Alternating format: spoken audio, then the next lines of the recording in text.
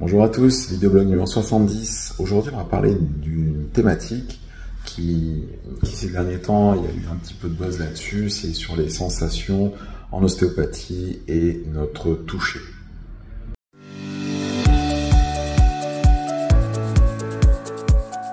Retrouvez nos formations en ligne dès maintenant sur osteoupgrade.com, lien en description. Alors ça, c'est donc une thématique chère à beaucoup d'ostéopathes, et que ce soit dans les formations initiales ou les formations post-graduées, avec tout le courant qu'il peut y avoir derrière, tout ce qui est tissulaire, de Pierre Tricot, tout ça. Alors, petite parenthèse, Pierre Tricot, j'avais fait sa formation quand j'étais en 6e année, tissulaire, ostéopathie tissulaire. C'était la mode à l'époque. J'avais beaucoup aimé le personnage, vraiment monsieur très gentil, adorable, vraiment un nounours. Maintenant, il y avait des choses intéressantes dans sa manière de pratiquer, qui est une sorte de fonctionnel quand même. On va dans la compression, on va dans le raccourcissement. C'est assez fonctionnel, même s'il y a pas mal de pression. Mais par contre, je suis désolé pour ce monsieur au demeurant si gentil.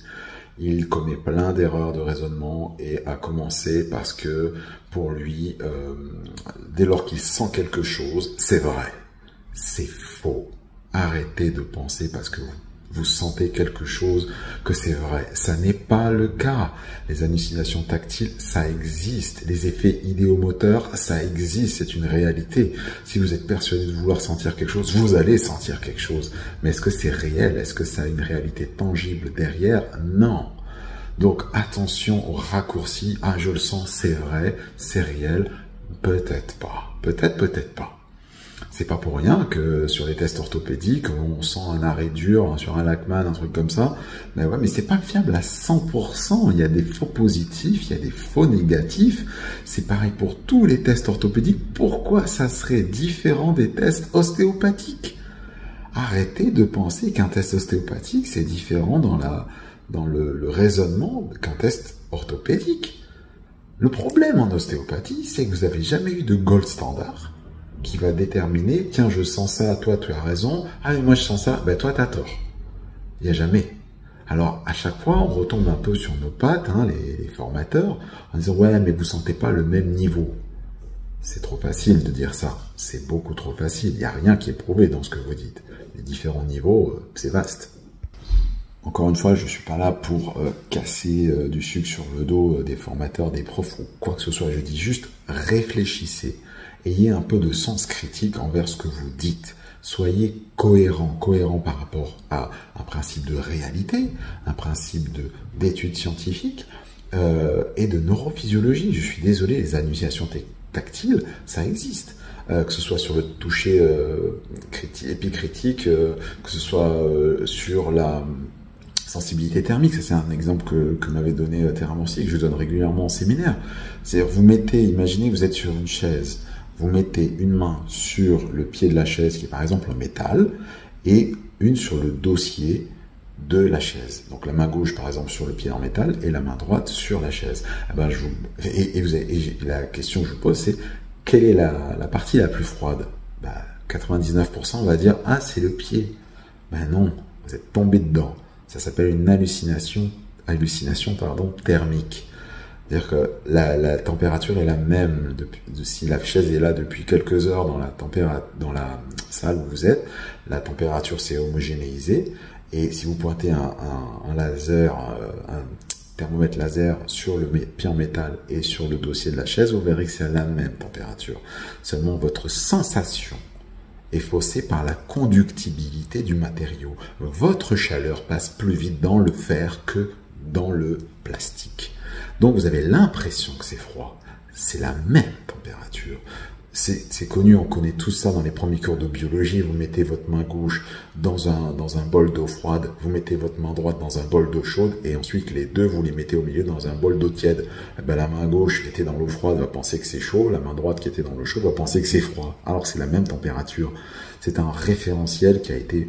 Voilà, parce que vous avez habitué à telle ou telle chose, vous pensez que... Mais pourtant, non, il n'y a qu'une réalité, c'est tiède, par exemple pour l'eau.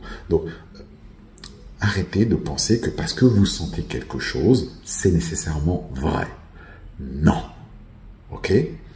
Donc, j'en parle dans mes formations sur l'examen clinique, j'en parle dans la future formation aussi qui va avoir lieu vers Aix-en-Provence avec Ostéo-Évolution sur le lumbago et le diagnostic. Il faut appliquer un diagnostic basé sur les preuves avec un raisonnement hypothético-déductif, Sherlock Holmes, d'accord, et procéder par soustraction, par élimination. C'est le jeu qui est, d'accord. Enfin, une fois que vous avez éliminé les impossibles, il reste le possible. Donc, arrêtez de penser comme ça, oui, mais je le sens, donc c'est réel. Non, non. Combien de fois vous étiez d'accord entre vous sur des tests ostéo, ne serait-ce qu'une hauteur de IPS, un iliaque, un crâne, une suture, un cadran, vous êtes jamais d'accord. Mais pourquoi? Parce que il y a un problème de fiabilité dans les tests. J'en parle dans les formations, et il faut revenir à ce qui est fiable, ce qui est prouvé. Donc, ça sert à rien de faire des tests basés sur des ressentis subjectifs. Il y a une seule chose qui compte, c'est le patient. Et c'est pas le tissu du patient, c'est le patient. Parce qu'arrêtez de penser que vous parlez au tissu. Là aussi, c'est un autre problème qu'avait ce Pierre Tricot. Encore une fois, je le répète, j'attaque pas du tout la personne. Ce monsieur est charmant et j'aime beaucoup sa manière de voir les choses sur plein de choses. Mais en ostéopathie, je suis désolé, pour la santé, on ne doit pas baser sur des perceptions ou sur des croyances, mais sur des faits. C'est de la santé dont on parle. Et donc voilà, cette fiabilité des tests, elle est très problématique dans notre profession. Et il faut jamais oublier que c'est pas parce qu'un tel a senti ça que c'est réel. Jean, Jacques, Paul, ils peuvent tous se tromper aussi. Arrêtez de dire oui, mais vous êtes sur des niveaux différents. Peut-être que vous êtes tous faux. Et n'oubliez pas qu'il y a des tests de reproduction de douleur, des tests de grands mouvements, eux sont fiables. Les tests de micro-mouvements, de respiration tissulaire, de relâchement tissulaire, j'ai rien contre s'ils viennent, s'ils ne viennent pas valider ou invalider votre approche, votre résultat clinique. La seule chose qui compte, c'est le patient à la fin, est-ce qu'il va mieux ou pas. Arrêtez de penser, comme je disais, que vous parlez aux tissus, seuls les tissus savent. Je suis désolé, mais il faut arrêter ça, parce que personne parle le tissu. Vous pensez avoir un relâchement tissulaire, mais ça se trouve, c'est que dans vos mains, quoi. Donc, je veux pas être cassant, je veux juste vous ouvrir les yeux sur la possibilité que vous vous trompiez. Si vous partez du postulat que vous vous trompez jamais, vous êtes dans l'irréfutabilité, c'est une forme de psychose. D'accord? Il faut que vous acceptiez de vous remettre en question. Est-ce que je suis dans le bon ou pas? Si quelque part, la seule chose qui va vous valider ou invalider vos résultats cliniques, c'est le patient. C'est le patient. Arrête, c'est pas vos tests, c'est pas votre ressenti, le tissu, c'est le patient, de comment il va, est-ce qu'il bouge mieux, est-ce qu'il a moins de douleur, d'accord? Et après, ne pas oublier qu'il y a des effets spécifiques de vos techniques, et puis il y a tout le reste, les effets non spécifiques, le cadre de votre cabinet, votre attitude, votre langage, votre empathie, ça va jouer aussi dans le processus thérapeutique. Il faut en être conscient, c'est pas juste vos mains, c'est pas juste vos techniques, c'est pas tout ça, d'accord? Donc là aussi, il faut en être conscient, il ne faut pas se mettre sur un piédestal, dire moi je suis plus fort, j'ai la technique. Non, non, vous n'êtes pas magicien, vous n'êtes pas Dieu, hein, d'accord? Donc le dernier point sur lequel je voulais attirer votre attention, pareil dans cette approche tissulaire, à côté de ça, encore une fois, je le répète, cette approche tissulaire a beaucoup de qualités et je ne doute pas qu'il y a des résultats thérapeutiques sur beaucoup de patients. Je dis juste attention dans le raisonnement. Quand il parle de conscience, que le corps est animé d'une conscience, lui il est persuadé que le corps est une conscience. Là, je suis pas trop d'accord non plus, parce que c'est pas ce que disent les neurosciences. Là, ce que disent les neurosciences, c'est que quand même, un patient est attentif à vous, votre attention. Ça, c'est vrai. Mais c'est pas pour autant qu'il y a un dialogue d'une conscience à une autre. Donc ça, c'est des raccourcis, pareil, c'est des postulats qui s'autoproclament, mais qui sont...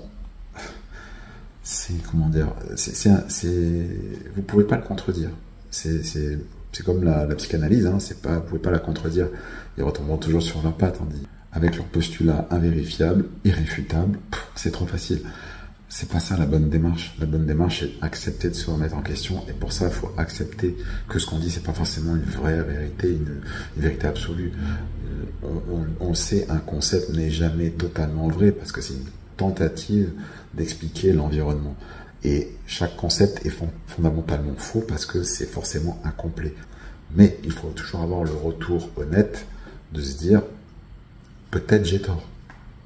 Je suis ouvert à la critique et je suis ouvert à une rectification, à une évolution, et pas dire non, mais ce que j'ai dit c'est ça et ça ne bougera pas. Alors, tout ça pour dire, bon, c'était un peu long, mais en même temps, c'est un point, je trouve qu'il faut éclairer parce que c'est en ce moment, le débat revient. Et c'est un vieux débat, hein, ça date depuis très très très longtemps, depuis le début de l'ostéopathie. Et je veux pas non plus qu'on parte dans l'appel à la tradition. Oui, mais Sting il avait dit que arrêtez avec ça. Je ferai une autre vidéo. Les médecins d'aujourd'hui, ils vont pas parler de Hippocrate en disant que c'était une référence, quoi. Non, arrêtez. Est-ce qu'il faut appliquer les principes d'Hippocrate de traitement des humeurs pour être un bon médecin? Non. Est-ce que vous êtes obligé d'être un bon stylien pour faire de l'ostéopathie? Non. Arrêtez avec ça, mais ça sera le sujet d'une autre vidéo.